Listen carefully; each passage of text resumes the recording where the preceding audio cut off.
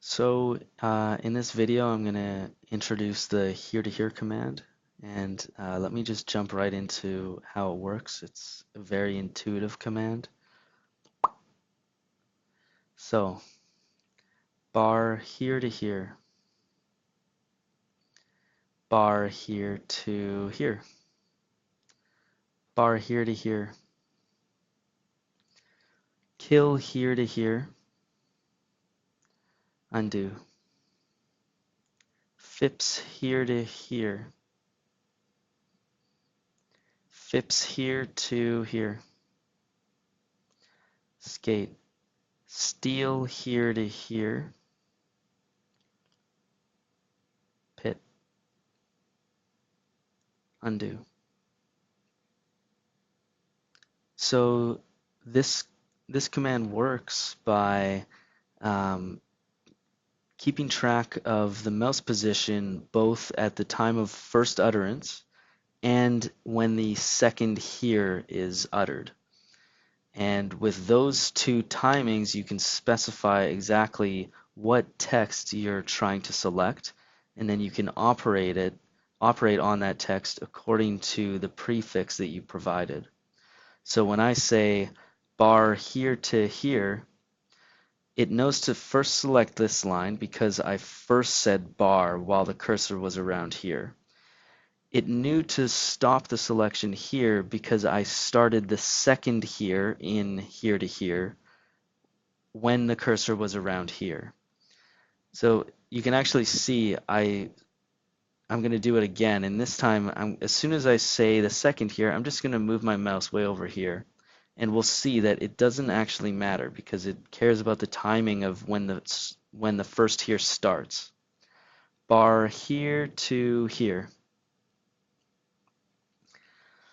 Another cool thing about this is that you can really drag it out if you're having if you have to do a very precise selection, maybe you're traversing across half the screen.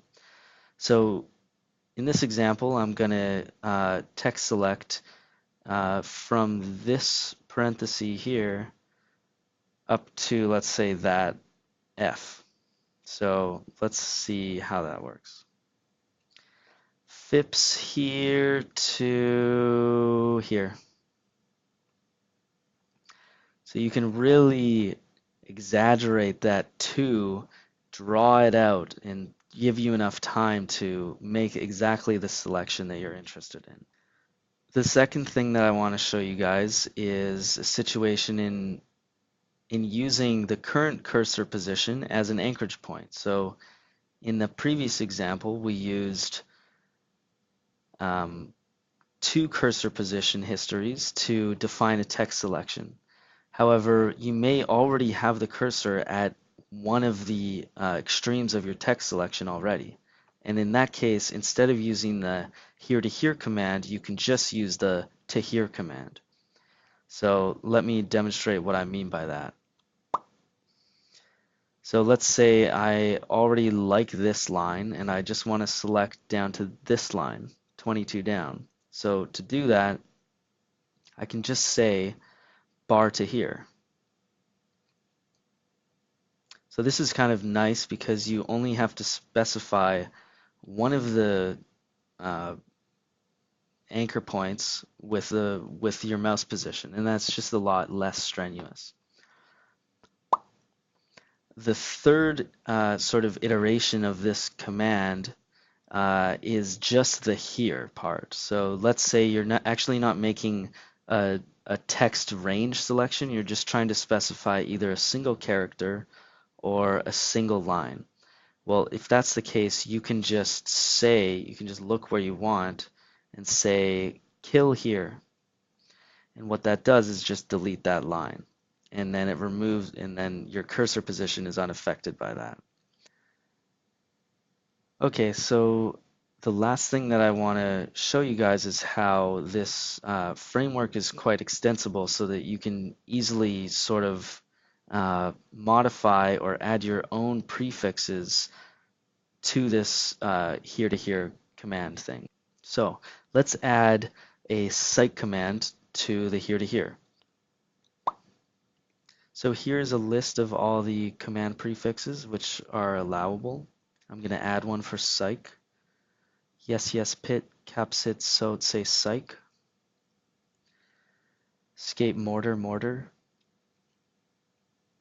More, more, more. And this is going to look a lot like steel, so I'm going to copy this text. Steel here to here. Pit, die line, odd skate, capsit, so say psych, skate. So first I'm going to select some text, then I'm going to, oh shit.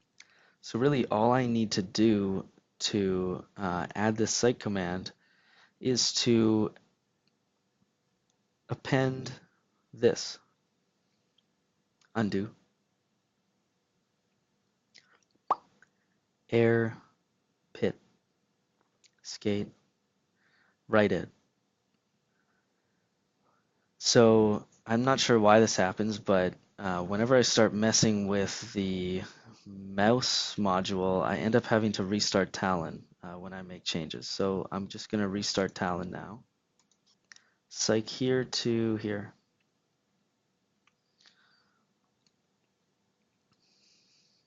Okay, so I hope this was informative for you guys, and let me know if you guys have any suggestions at all.